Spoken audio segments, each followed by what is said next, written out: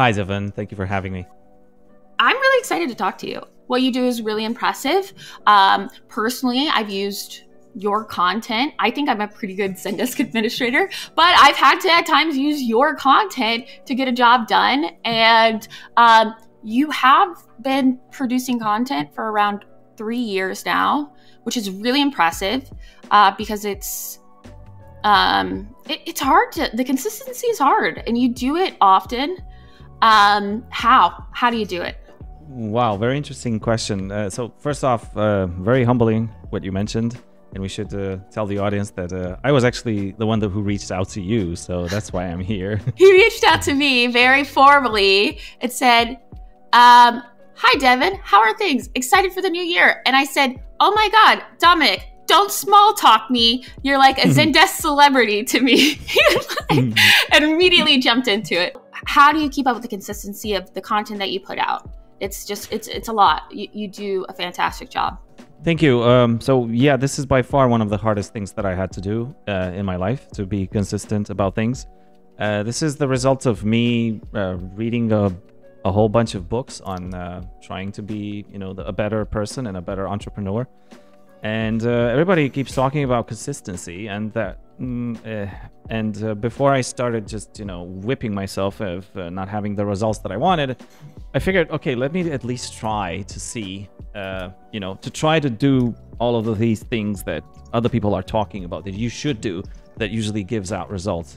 So I made a commitment to be consistent, but not just to myself, because I tried to be consistent on posting on LinkedIn. Never happened. After 2 weeks, I break. But on YouTube, I made that a mission to post every week, and then I just posted more. So you know how I did that, how I hacked that? I hired someone to be their full-time job to make me be consistent. So a video editor essentially, and so I have to essentially be consistent towards him because I have to give him work, because otherwise he wouldn't have anything to work on. And so I'm cheating a bit, but nevertheless that's how I am consistent. Invest in an editor and then you're accountable to them. Exactly, that's correct. Do you ever feel the urge to gatekeep content or knowledge? And I'm only asking this because I remember when I had finally set up a custom API integration from Shopify to Zendesk, just so people could ask the Zendesk messaging bot for a tracking number. It was incredibly difficult. And I was like, as soon as I get this figured out, I am 100% making a YouTube video so no one else has to go through this. At times there is, when I think about when I'm going to do that video, it's on my Notion board of to-dos, I have this little devil on my shoulder that's like, this is pretty lucrative knowledge to just be giving out.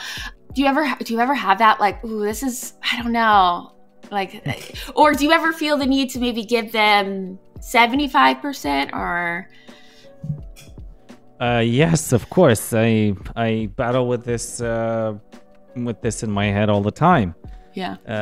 However, the best results that I've seen in my work come from me sharing all there is to share. Right. This is a double-edged sword in the sense that it does limit you from, well, it doesn't limit you. It forces you to learn new things so you can still stay relevant, which I like for myself because otherwise I get bored. And it's also a way to push myself because then I would become comfortable, and I don't want to become comfortable. I want to be in a continuous learning process. And it also helps people, it genuinely helps people. This workflow that you worked on for Shopify and Zendesk integration, somebody wouldn't even know how to open that thing. Even if you made the YouTube video, they would be like, you know what? I'm a customer service manager. I have my life. I can't learn this, or I don't want to learn it. And then they come and say, hey, can you help me with it? And that's how I feel that you bring contribution to the right people. So the reason why I created this YouTube channel in the first place was to obviously give back And usually the little guy comes, you know, like a consultant comes and an admin comes and sees the setup and then uses that.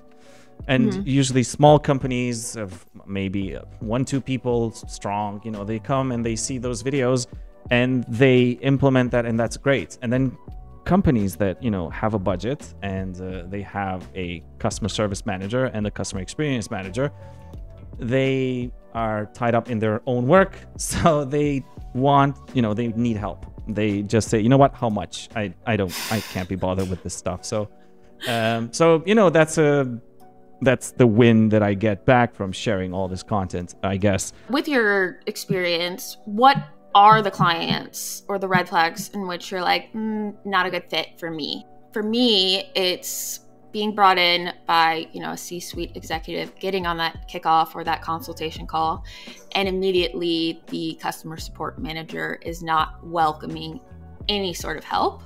They, yeah, because you're a threat to their job. You're a threat to their job. Yeah. No, I'm there to help. I don't want them to lose their job. I'm actually very kind. I try and be, I understand that concern, and I try and be very kind of like, this is, hey, here's a good way of how we could set up your views so your agents can better see the work that is actionable for them, right? I'm not like, this is a mess. How do you guys work like this? Like, you know, who worked here? Oh my God. Immediately, you know, will be shut down by certain things. And when I get that vibe, I'm like, okay, this person doesn't want help, and this is the person I'm going to be working with primarily. Those are the clients I know. For me, I just so do you turn them down anyway, or do you still accept the job? I used to take like every job I could possibly get. I didn't care. No, those people are those clients I've found over time are never going to be happy. It just they're not. And I think a lot of what I do, it might be different for you, but a lot of what I do is not for the money. No, I don't think it's really for the money. I think it is, I'm kind of, my love language is words of affirmation. I love it when I'm able, when I hear like, thank you so much. Like, this is amazing. Just like the amazing job you're doing with this podcast right now. Oh, that's okay. Thank you. That's really nice. But no, if I'm never going to get that, I'm never going to feel good. I'm always going to wonder how I'm doing. And I also find it's hard to get feedback from those people. A lot of times they don't want to go into their workflows or train you on any of their tickets, so you can't build from the agent perspective, which a lot of times I'm building for myself as opposed to, you know, this out of the box set list I do have, you know, I do have health checks, and I have the Zendesk implementation versus optimization checklist. But I like to be trained on the policies and learn their model, how they work, and then it allows me the ability to kind of build for me as opposed to even the company. But sure. So those, again, I know how to spot them right away, and I'll turn them down. I can't do it. It's those are the clients for me. I don't know. Do you have any that you're just like not the fit for me now?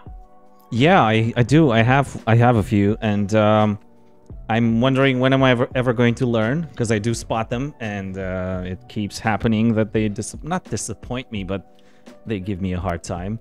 So now it's a little bit different, because I'm cheating a bit. Why? Because I have a team now, and even if I don't have good chemistry with the client, maybe the consultant will. Or maybe if they don't, you know, that's not my problem, which sounds ugly. I know it sounds ugly, but so now in all seriousness, coming back to the point, so not using video, like we meet and like, hey, I need help with Zendesk, blah, blah, blah, and they don't enable the video. Okay, red flag, please take it and just walk that way. Yeah. So I think in maybe 50 cases, one became a client where they didn't show their face. So I'm like, okay, cool. Never again. There was actually one that became a client. It was a nice lady from Hawaii, but, you know, that's beside the point. That's the only one that's stuck. And then another one is when they write on WhatsApp without actually having a meeting before and asking for help. I don't mind helping. I love helping people. I love giving people that aha moment. I just need to figure out, as a personal journey of mine in my life, to figure out how to give more aha moments to people that I meet. You know, that's what I love most. When people say, "Oh, that's how you use that." I love that. I'm getting you know, chicken skin or goosebumps when I'm saying it. So it really must resonate with my inner core.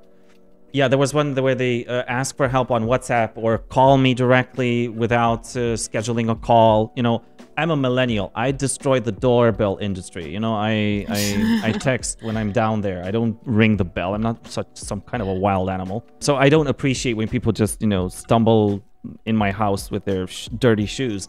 That's fine. You know, I mean, I love helping people, but I just try to draw a limit where, you know, we meet into this organized fashion where you schedule a call with me in advance, and I will give you all the advice I can in the 30 minutes that I give to everyone and anyone.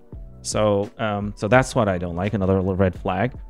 I mean, you can go to, you know, Fiverr or what is the other snake pit of Upwork? Finding Upwork, yes, where you find consultants. I'm on Upwork. Don't take offense. I'm on Upwork too. I'm on Upwork too. I like Upwork actually, because if I get weird vibes from a client, I actually will send them through Upwork because you have your money's guaranteed there, and you're not. I've come to learn that there are people I'm going to have to chase down to get paid. It depends on the vibes. But yeah, no, I actually really love Upwork. The 10% that they take it. It's worth it because I don't have to chase these people down. Do you typically do retainers or by the project or hourly? What do you prefer? Depends on the project, I believe. So I prefer the ones where it's kind of like a subscription. So, okay, so you need 50 hours. All right. Do you maybe want to do them over, I don't know, like a 3-6 months period?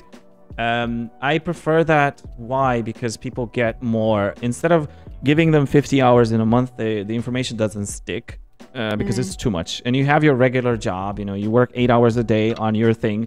And then I've been in this being a Zendesk consultant for the past decade now, and I'm still learning stuff. So I can expect them to learn everything in 50 hours, and it's not going to stick. Whatever I give them, or the people that I work with that give them, there's going to be too much, and it's not going to stick. Rather, if we spend more time on a less frequent basis, like in a 3-month or 6-month thing.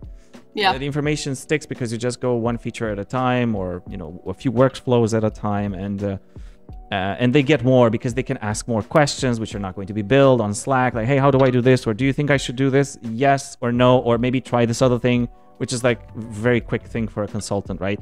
Which still contributes to the learning process of them being better at what they do, and then, you know, giving them autonomy, which is great, which is good. Yeah. And coming back to that, how much do you share? You share everything because you still learn while they're stuck with what they've learned from you. In a year's time, you're going to be learning a lot of new things, and then they're going to need you again because, like, you know, you're way ahead of the game anyway because you're doing just this, or at least in my case. I feel at times I have felt behind this year in trying to keep up with everything that Zendesk is adding or changing, and I'm like, was I not this aware before?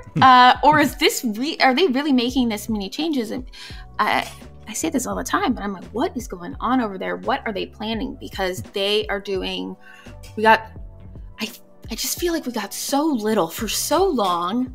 And now we're getting so much so often. It's, I'm scared to, I'm not scared, but I'm definitely going to have to study when I renew my certification.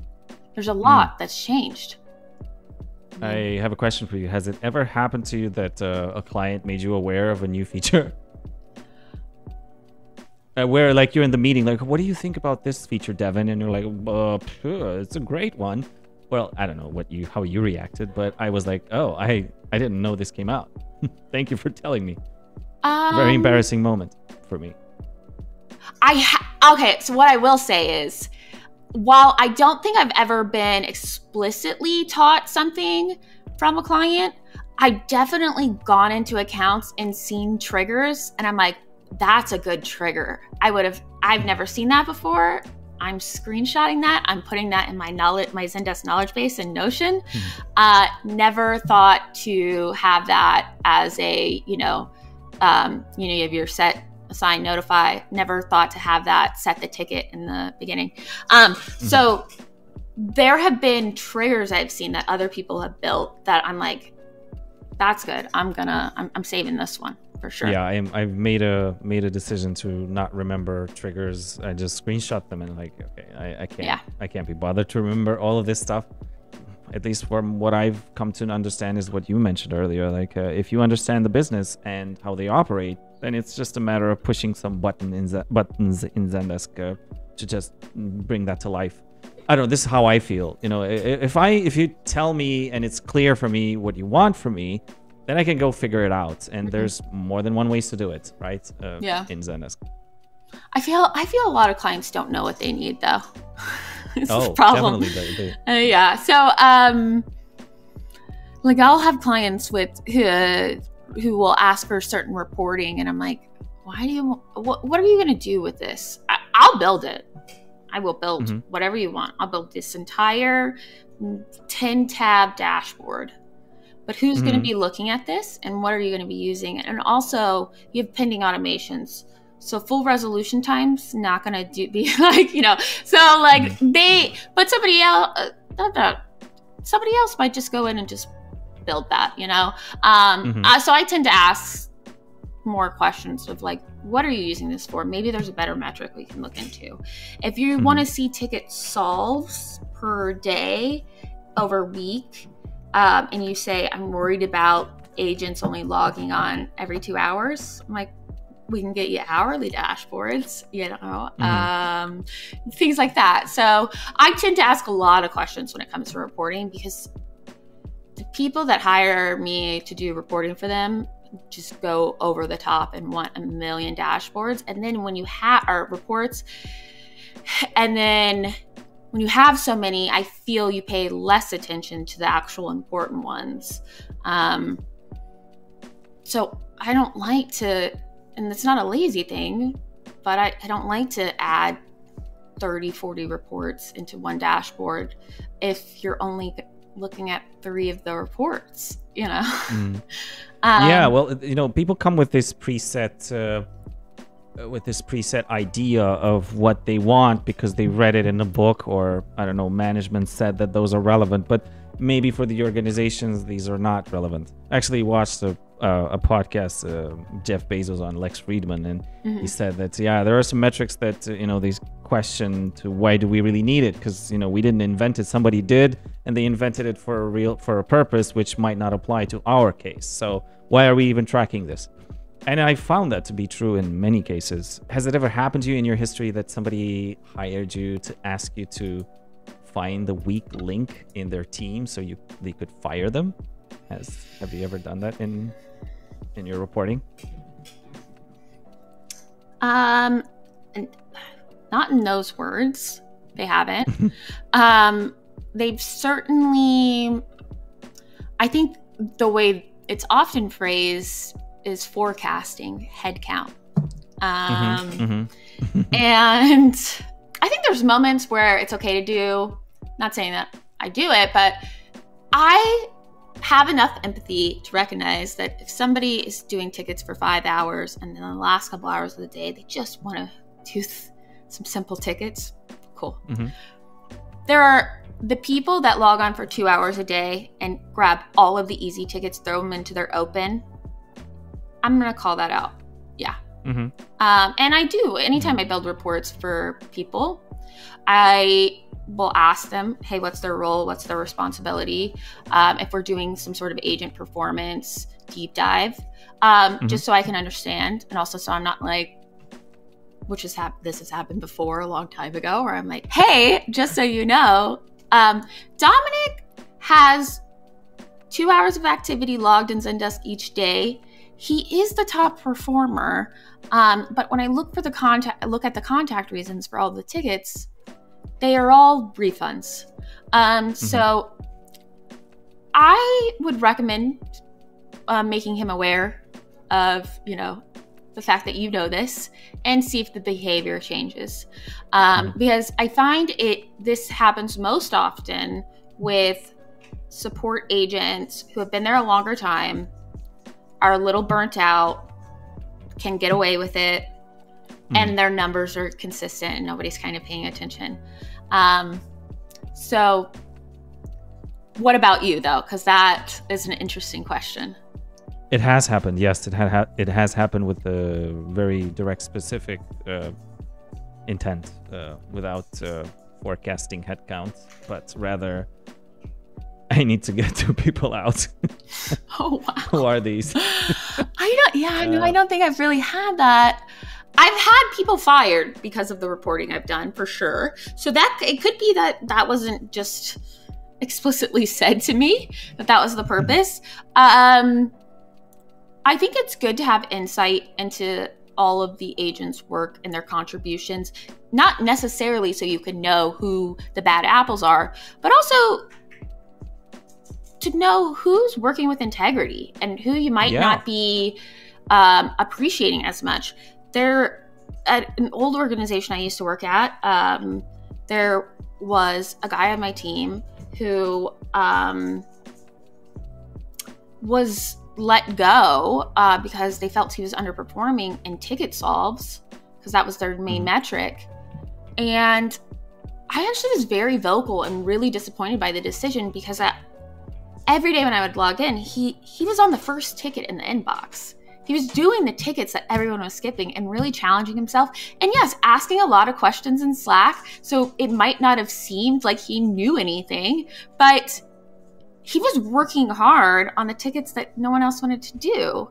And so if we assumed that was the case, that it seemed like he was underperforming because you were solely looking at metrics, that's disappointing. It's actually like I've created a system of weights that I'm still working to refine, and hopefully get an app on the marketplace for it, where you can use different variables, like the reason the customer is reaching out, how many times the ticket reopens, whether or not there's a Jira ticket connected.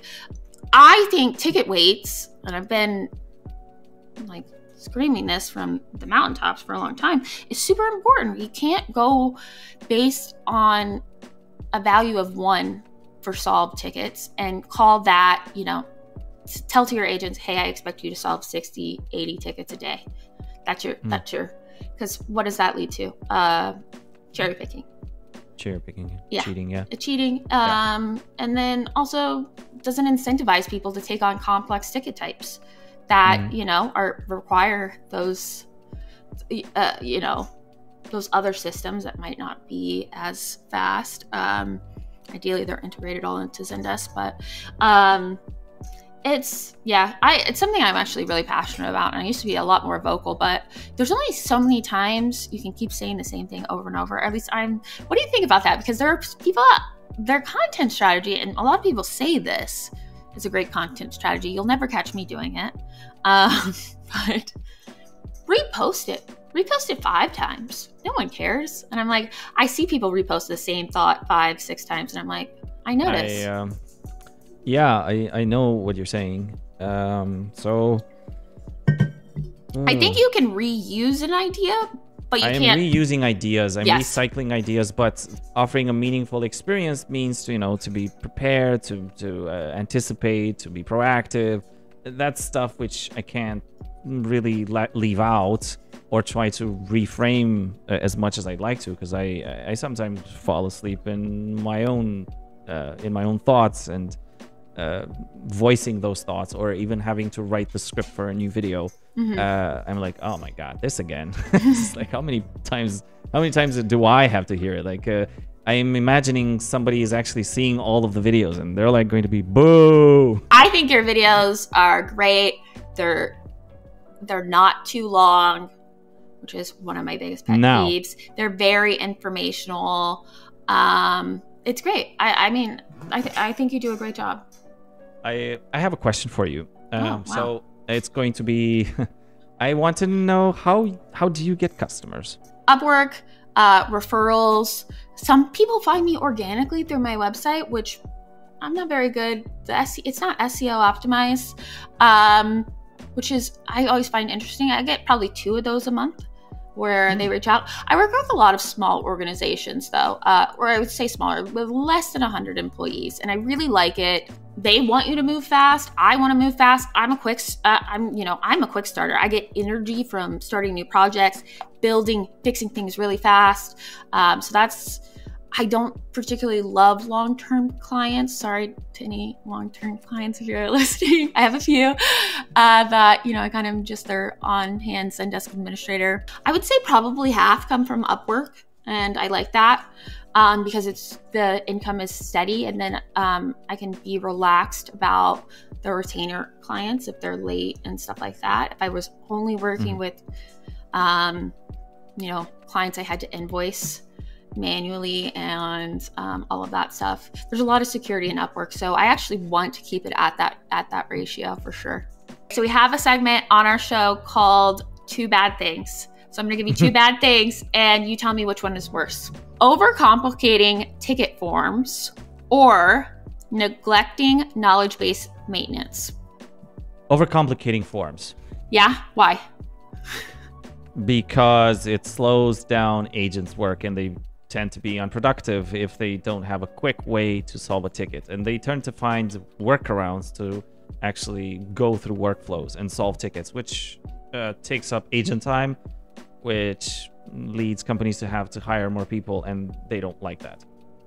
Yes, I would agree. Also, not that many people. I've looked at enough knowledge base data where I don't know if enough people look at knowledge bases. Just looking back at my behavior, I definitely Google stuff before I get in touch. If it's not an easy thing that I can, Google has already indexed because it's so well written and it's just gives me like a 1, 2, 3 step or whatever, then I, think about getting in touch. You do that with a good knowledge base, but that's a kick-ass knowledge base, which you can't really do with like, hey, did we update our knowledge base this year? No, you can't. Next one. Poorly designed ticket views or lack of outside integrations, third-party integrations. Lack of third-party integrations. I gotta disagree with you. I'm a big ticket. You have to disagree with me? Okay. Yeah. Okay, sorry. But no. That's tell fine. Me why. Oh, I just think your views are your workflows. I mean, I think, look, it's hard. It's 2 bad things. It's supposed to be hard. But honestly, out of everything, ticket views is always probably going to be number 1. Just because when you're doing a Zendesk optimization and you have to switch around their views because you're like, Jacqueline has to go to Jacqueline's views to find her tickets. No, we're not doing this anymore. Everyone's getting a shared backlog view. Like an even worse thing to do is to work in 7 different tabs, and the agent gets lost within those tabs because they have their own tabs open. So if they have their own tabs open, which is, at least 5, and then they have 7 to work on, then they're definitely not misclick. So they're going to get lost in their productivity. And I qualify that as even worse to waste time within this. Relying solely on tags in reporting to display the customer contact reason to gather what the ticket was about, and relying solely on sob tickets for agent performance. Oh man, this is a good one. Worse is the relying on tags, I think. Yeah, I actually would agree, even though I think so too. Right, because the ticket can have multiple tags, and you can remember to be tedious about removing duplicate tags, because the ticket can have 2 or 3 tags, and it can show up in multiple reports, and then it's confusing because you see the same ticket in 3 dashboards potentially, and it can be very confusing. Yeah, no, it's not an effective way. I don't think so. Yeah, there's so much that goes wrong with it. And it's one of those things as a consultant, where when people reach out to me to create dashboards for them, and they're like, and then I need reports on all of these tags. And the instinct in me is like, you should know that this is not a good way to track, but I have to stay in my lane because I am hired to do this thing, and they don't want to pay me more. I already know that at oftentimes. They just want the reports, anyways. But yes, as much as I hate just the solve ticket metric, it can get you by, I suppose. Last one. Lack of automations or unorganized, unsorted triggers. I think I'd go with unsorted triggers. Yeah. Yeah, I find it very difficult to scroll through triggers, and they can get to be quite many. So I've worked with organizations that had upwards of 600. So luckily, it was during or after this feature had been enabled. So fortunately, the categories feature. Yeah, the category feature. Yeah, it had been released. So phew, I didn't have to deal with that stuff in uncategorized triggers. Dominic, thank you so much for joining me on the Startup Smoothie podcast. It was a pleasure, getting to talk to you. You asked me a ton of questions. That was really sweet and nice. And I hope we're able to reconnect again soon.